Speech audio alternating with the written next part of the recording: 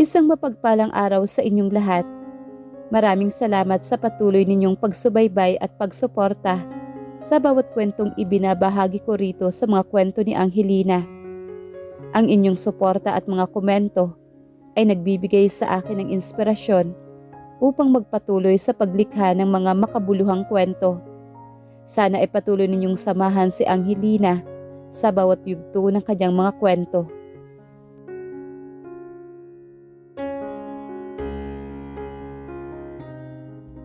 Bakit ka pa nagpakasal kung di mo naman pala ako gusto? Sa wakas ay tanong niya upang ilabas lahat ng sakit na nararamdaman. Binigay ko na sa iyong lahat, ano pa bang kailangan mo? Wika ni Colton, bakas ang pagkairita sa kanyang naninigas na mga mata. Kilalanin mo ko bilang asawa mo. Sabihin mo sa akin ako ang asawa mo. Pagmamakaawa ni Evangeline habang umaagos sa mga luha sa kanyang mga pisngi.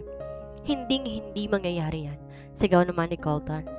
Sa pagpapakasal sa isang milyonaryo, akala niya magkakaroon siya ng isang magandang buhay may asawa. Ngunit di niya alam magiging isang hamak na ekstra lamang siya sa sarili niyang kwento.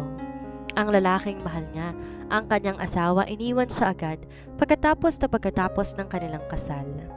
Humampas ang malakas na kulog sa labas ng naglalakihang bintana ng mansyon ng mga Colton, kasabay ng tuloy-tuloy pagbuhos ng ulan. Ngunit mas madilim pa sa gabi ang atmosfera sa loob ng master's bedroom. Nakatayo si Evangeline sa gitna ng silid. Namumugto ang mga mata habang nakatingin sa lalaking pinangakuan niya ng habang buhay, si Colton, ang kanyang asawa, ang bilyonaryong tila yelo ang puso. Hindi mangyayari yan. Ang huling sigaw niyon ni Colton ay dumaraming echo sa isipan ni Evangeline. Ang hiling niyang kilalanin man lang siya bilang asawa nito sa harap ng ibang tao ay tinapon lang nitong parang basura. Sa bawat salita ni Colton, unti-unti nadudurog ang natitirang piraso ng dignidad ni Evangeline. Tinalikuran siya ni Colton, walang pakialam kung dumanak man ang luha sa pisngi ng babae. Para kay Colton, ang kasal na ito ay isang obligasyon lamang, isang kulungan na pinataw sa kanya ng kanyang lolo. Nang marinig ni Evangeline ang marahas na pagsara ng pinto sa kabilang kwarto, doon lamang siya napaupo sa sahig. Humahagulhol habang nakahawak sa kanyang dibdib. Mas masakit pa ito kaysa pisikal na sugat. Sa loob ng 5 buwang pagsasama, ginawa niyang lahat. Nagluto siya para dito, nag-abang gabi-gabi kahit madalas hindi ito umuwi, at tiniis ang masasakit na salita ng mga tao sa paligid na tumatawag sa kanya ng gintong manghuhutot. Ngunit ngayong gabi natauhan siya. Tama na. Bulong niya sa sarili. Di ako pinanganak para lang maging anino ng isang lalaking kailanman ay hindi ako makikita. Tumayo si Evangeline. Pinunasan ang kanyang mga luha gamit ang likod ng kanyang mga palad. Nilapitan ng malaking walk-in closet.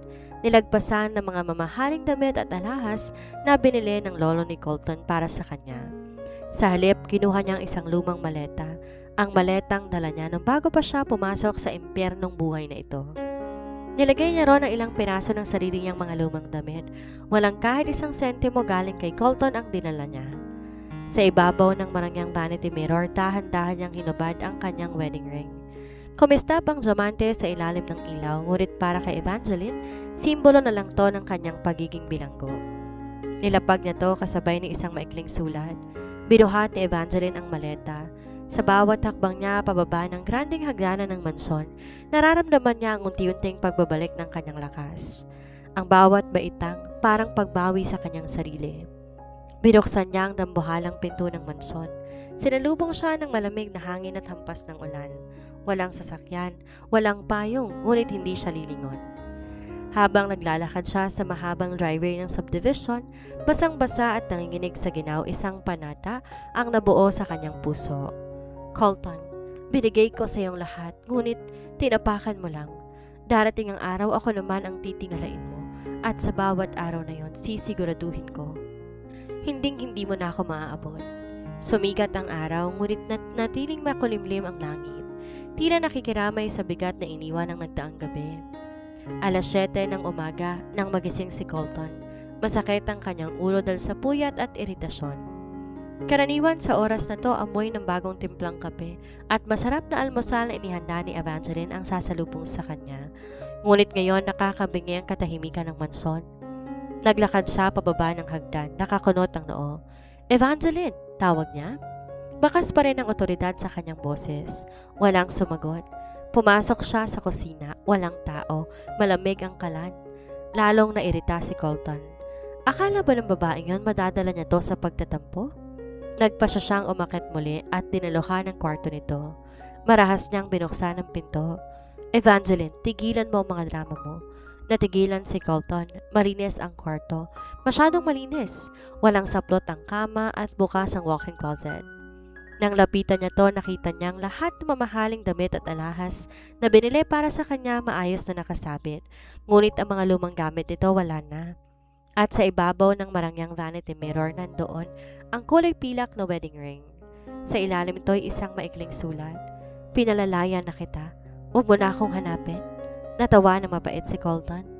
Akala mo ba matatakot mo ko sa paglayas mo? Bulong niya habang pilit tinatago ang kakaibang kaba na biglang sumaksak sa kanyang dibdib. Sige, tignan natin kung gaano ka katagal mabubuhay sa labas ng walang pera ko. Di pa nakakalipas sa isang oras, niyanig ng marahas na busina ng isang marangyang limousine ang tarangkahan ng mansyon. Bumabaro na isang matandang lalaking may hawak ng tungkod, ngunit bakas ang bagsik sa bawat hakbang. Si Don Alejandro Colton, ang lolo ni Colton at ang tunay na nagpapatakbo ng Colton Group. Dasan si Evangeline, bungad ng matanda, pagkapasok sa sala. Umalis, lumayas. Walang pakialam na sagot ni Colton habang nagtitimpla ng sarili niyang kape. Hayaan mo siya, lolo. Nag-iinarte lang yan. Babalik din yan kapag nagutom. Isang matunog na sampal ang dumapo sa pisngi ng bilyonaryo. Kulat na napatingin si Colton sa kanyang lolo. Gago ka? Sigaw ng matanda. Nanginginig ang boses sa galit. Wala kang alam. Alam mo ba, pinakasalan mo si Ate Evangeline dahil sa gusto ko siya?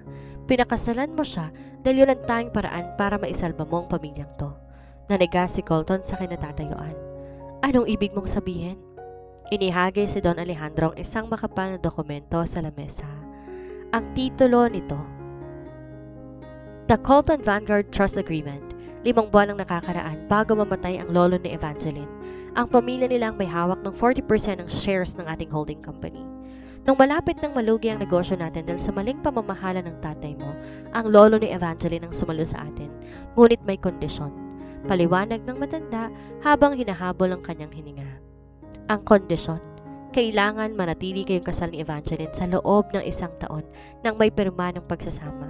Kung aalis si Evangeline o kung mapapatunayang pinalayas at sinaktan mo siya bago matapos sa 1 taon lahat ng shares, ang mansyong ito, ang posisyon mo bilang CEO ay otomatiko mapupunta sa isang charity foundation na itinalaga ng pamilya niya.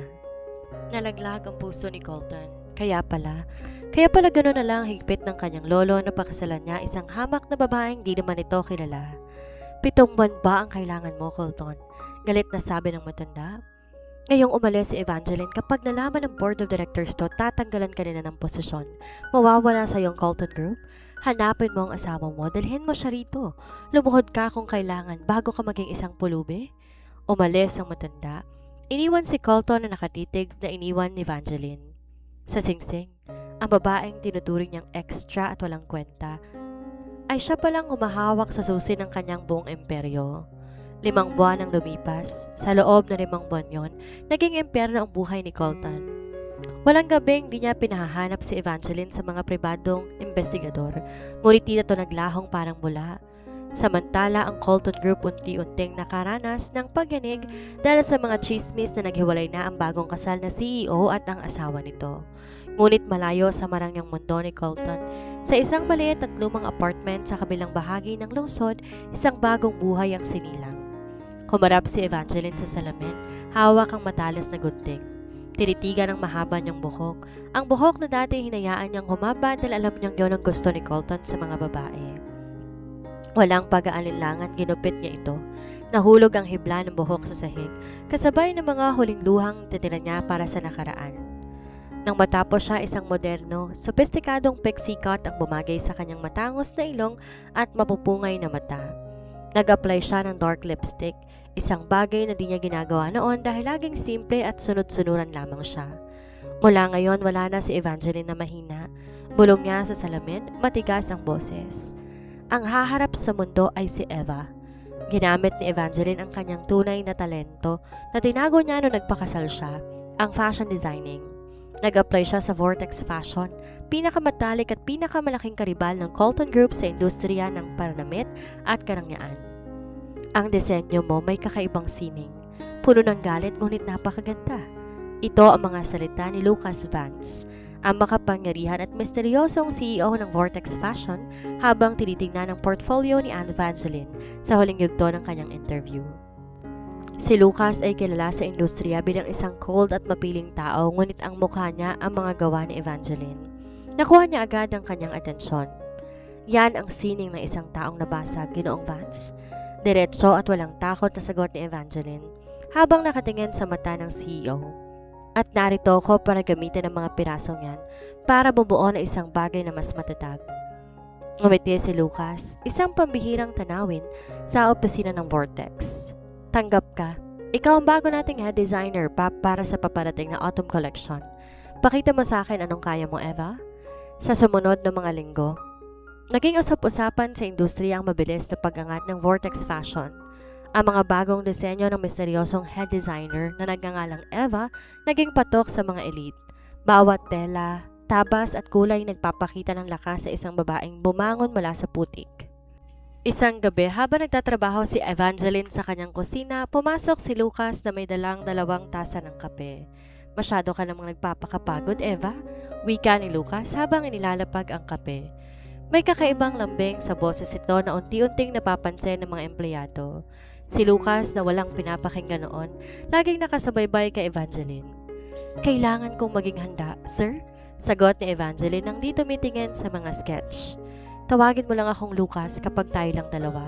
Pagtatama ng lalaki sabay sandal sa lamesa ni Evangeline. At nga pala, may malaking event sa susunod na linggo, ang International Fashion Gala. Lahat na malalaking brand nandoon, kasama ng Colton Group. Natigilan ang kamay ni Evangeline sa pagguhit. Naramdaman ni Lucas ang biglang paglamig ng aura ng babae. Gusto mo bang dumalo? Tanong ni Lucas, sinusubukan ng reaksyon to. Binaba ni Evangeline ang kanyang lapis. Tumingin siya kay Lucas at ngumiti na nakakatukso. Siyempre naman, Lucas. Panahon na para ipakita natin sa kanila kung sino ang babaeng reyna ng Vortex. Nagliliyab sa karangyaan ang engranding ballroom ng Grand Plaza Hotel, ang International Fashion Gala. Ang pinakamalaking gabi sa industriya kung saan nagtitipon ang mga pinakamayayaman, pinakasikat at pinakamakapangyarihang tao sa bansa. Dumating si Colton kasama si Chloe, ang sikat na modelo at kanyang ex-girlfriend. Nakaangkla ang mga kamay ni Chloe sa braso ni Colton, suot na isang mamahaling pulang gown. Nakangiti si Chloe sa mga kamera ng media habang si Colton nananatiling seryoso.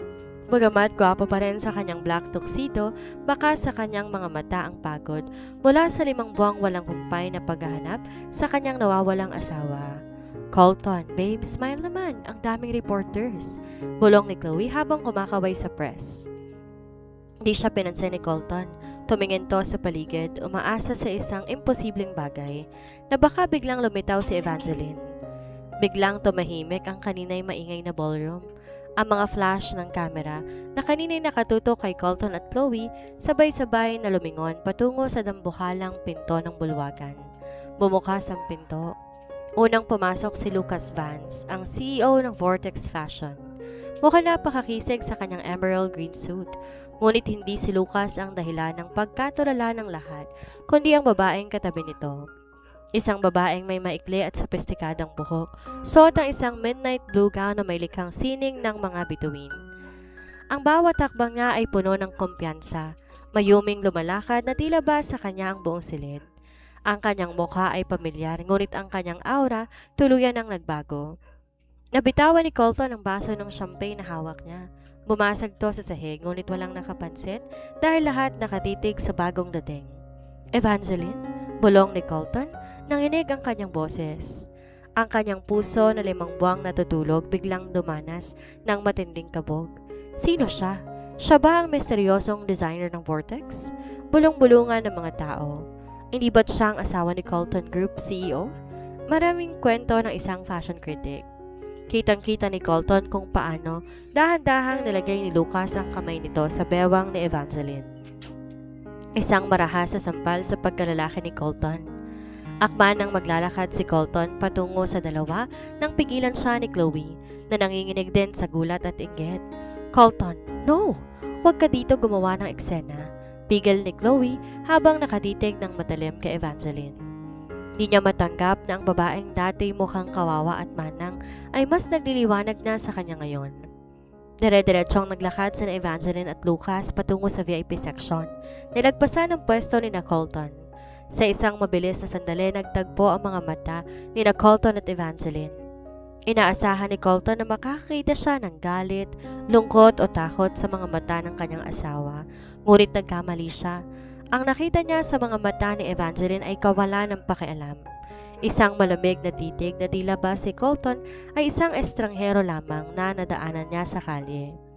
Di na nakatiis si Colton. Ang bawat minutong nakikita niya na nakangiti si Evangeline habang kausap ang ibang mga negosyante, lalo na kay Lucas, ay parang lason na unti-unting sumisira sa kanyang pasensya. Nang makita niyang nagpaalam si Evangeline kay Lucas para pumunta ng powder room, agad humiwalay si Colton kay Chloe at mabilis na sumunod. Hinarang niya si Evangeline sa isang pribado at tahimik na hallway ng hotel, malayo sa ingay ng mga saksing mamamahayag. Evangeline, tawag ni Colton. Hinihingal pa dahil sa bilis ng kanyang paglakad. Huminto si Evangeline. Dahan-dahan siyang humarap kay Colton. Walang bakas ng gulat sa kanyang mukha, tila ba inaasahan niya na ang sandaling ito. Tinitigan niya si Colton mula ulo hanggang paa nang may malamig na ekspresyon. Anong ginagawa mo rito? At bakit mo kasamang lalaking yan? Sunod-sunod na tanong ni Colton. Baka sa boses ang pinaghalong galit, pagkadesperado at selos. 5 buwan. 5 buwan kitang hinahanap, Evangeline, tapos makikita kita rito. Kahawa ka may pinakamalaking kalaban ng kumpanya ko? Umayos ng tayo si Evangeline. Tumingin siya sa mga mata ni Colton. Ang mga matang dati sapat na para patakbuhin siya sa takot o magmakaawa sa pag-ibig, ngunit ngayon wala na siyang naramdamang anuman. Paumanhin, Ginong Colton. Ngunit magkakilala ba tayo? Malamig at kalmado niyang sagot. Napatitig si Colton sa kanya, tila hindi makapaniwala sa narinig. Ano? Magkakilala ba tayo? Evangeline, wag mo kong paglaruan. Ako ang asawa mo, nakalimutan mo na ba kung paano ka nagmakaawa sa akin bago ka lumayas? Bahagyang ngumiti si Evangeline. Isang mapait at nakatitiklop ng ngiti. Ah, ang asawa mo, wika ni Evangeline. Nilapitan ng isang hakbang si Colton. Sariwa pa sa alaala ko, Ginong Colton. May isang lalaking sumigaw sa akin, 5 buwan ang nakakalipas. Sinabi niya hindi mangyayari yan. Nang hilingin kong kilalanin niya ako bilang asawa niya, kaya pakiusap, huwag mo akong patawanin sa pamamagitan ng pag-angkin sa akin ngayon. Evangeline, napilitan lang ako noon dahil sa lolo ko. Subok na pagpapaliwanag ni Colton, ngunit tinaas ni Evangeline ang kanyang kamay para patigilin to. Ang pangalan ko Eva Vance, ang head designer ng Vortex Fashion. Pagtatama niya, gamit ang apelido ng kumpanya bilang proteksyon. Ang Evangeline na kilala mo, ang tanggap na maging extra, ang umiiyak gabi-gabi habang naghihintay sa'yo ay matagal nang namatay sa ilalim ng ulan nung gabing iwan mo siya. Akma nang hahawakan ni Colton ang braso ni Evangeline para pigilan to sa pag-alis na isang malaking kamay ang marahas na humawak sa kanyang pulso. Bitawan mo ang designer ko, Ginong Colton. Sumulpot si Lucas mula sa dilim ng hallway. Madilim ang mukha at may nagbabantang otoridad ang tindig. Agad hinila ni Lucas si Evangeline sa kanyang likuran. Tila pinoprotektahan to mula sa isang mabangis na hayop. Lucas, bati ni Evangeline. Tuluyang lumambot ang boses, isang bagay na lalo pang nagpaigting sa galit ni Colton. Huwag kang makikialam dito, Vance. Asawa ko siya. Singhal ni Colton, halata ng makipagsuntukan. Tinignan ni Lucas si Colton na may panguuyam. Asawa? Sa pagkakaalam ko, iniwan mo siya. At sa mundong ito, Colton, kapag tinapon mo ng isang brilyante, huwag kang iiyak kapag may pumulot ng iba at ginawang reyna. Inakbayan ni Lucas si Evangeline at dahan-dahan silang naglakad palayo. Iniwan si Colton na kakayumang palad, nanginginig sa galit at matinding pagsisisi. Di nakatulog si Colton ng gabing yon. Paulit-ulit nag-replay sa kanyang utak ang mga salita ni Lucas at ang malamig na titig ni Evangeline. Hindi, ni Eva. Ang isang bilyonaryong tulad niya na nakukuha lahat ng gusto ay hindi sanay na tinatalikuran, lalo na ng babaeng dati ay buhay-buhay niya. Gusto mo ng laro, Evangeline? Sige, ibibigay ko sa'yo. Madilim na bulong ni Colton habang nakatingin sa skyline ng lungsod mula sa kanyang penthouse. Kinabukasan, naramdaman agad ng Vortex Fashion ang bagsik ng isang nasugatang bilyonaryo. Nasa gitna ng isang mahalagang meeting si Evangeline kasama ng kanyang design team nang biglang bumukas ang pinto ng boardroom. Pumasok si Lucas, seryosong mukha, hawak ang ilang dokumento. May problema ba, Lucas? Tanong na Evangeline. Napansin ang tensyon sa mukha ng CEO. Binaba ni Lucas ang mga papel. Kanselado ang kontrata natin sa Textile Masters Inc. Ang pangunahing supplier ng telang gagamitin natin para sa iyong autumn collection. Hindi lang sila, pati ang 3 malalaking mall na maglulunsad sana ng pagrampa ng mga disenyo mo, biglang umurong. Nagbulong-bulungan ang mga designer sa silid, bakas ang takot sa kanilang mga mukha. Ang autumn collection ang pinakamalaking proyekto ng Vortex para sa taong ito.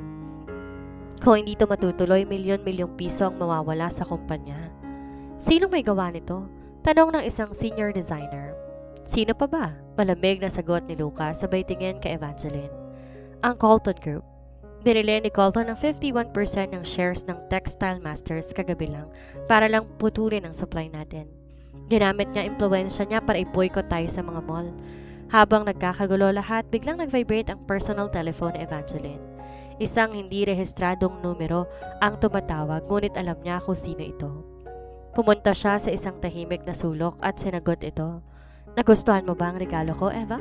Boses ni Colton mula sa kabilang linya. May bakas ng mapait na tagumpay sa kanyang tono. Yon ang mangyayari kapag nanatili ka sa tabi ng lalaking yan.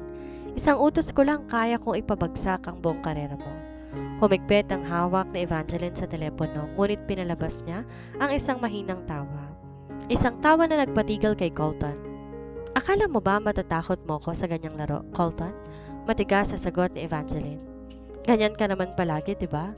Kapag hindi mo makuha ang gusto mo sa pamamagitan ng maayos na paraan.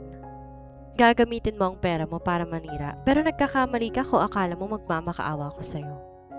Huwag kang matigas, Evangeline. Bumalik ka na sa mansyon. Pirmahan natin ang kasunduan sa lolo ko at ibabalik ko lahat ng supply ng Vortex. Huwag mong isakripisyo ang pangarap mo para lang sa pride mo. Sigaw ni Colton, bakas na ang pagka-frustrate. Ang pangarap ko hindi nakadepende sa mga tela mo, Colton, at ang pride ko. Yan ang tayong natira sa akin nung iniwan mo ko sa ulan. Panoorin mo ko, Colton. Panoorin mo kung paano ko rurubukin ang bilyonaryong tulad mo gamit ang sarili kong mga kamay. Binaba ni Angeline ang telepono.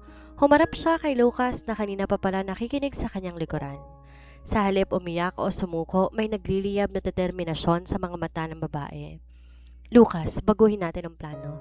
Wika ni Evangeline. Kung ayaw nila tayong bigyan ng tela, gagawa tayo ng sariling paraan at sisiguraduhin kong ang Colton Group ang unang iiyak sa gagawin natin. Di naging madali ang sumunod ng mga araw para sa Vortex Fashion. Dahil sa boycott na pinatupad ni Colton, tila ba naging isang nakakahawang sakit ang Vortex na iniiwasan ng mga sikat na supplier at mall. Sa loob ng penthouse office ni Colton, kampante siyang nakaupo habang umiinom ng mamahaling alak. Ilang araw na lang, lalapit din sa akin si Evangeline. Bulong niya sa sarili, sigurado siya, bibigay ang pride ng babae kapag nakita nitong tuluyan ng babagsak ang kanyang karera. Ngunit di niya kilala ang bagong Evangeline. Sa underground warehouse ng Vortex, nagtitipon ng buong design team sa pamumuno ni Evangeline at Lucas. Sa harap nila, hindi mga mamahaling seda o important lace, kundi mga kahon ng lokal na habing tela mula sa probinsya, mga recycled na denim at punit-punit na materyales. Eva, sigurado ka ba rito? Nag-aalalang tanong na isang kasamahan. Ang fashion gala at ang mga elite sanay sa karangyaan. Baka tawanan tayo kung gagamit tayo ng mga ordinaryong materyales. Tumingin si Evangeline sa kanya, punong-puno ng kumpiyansa ang mga mata. Ang tunay na karangyaan wala sa presyo ng tela, kundi sa kwentong nakapaloob dito. Gusto ni Colton sirain tayo? Sige. Gagamitin natin ang mga basura at mga tinalikurang materyales para ipakita sa mundo na ang binaliwala kayang maging pinakamaganda.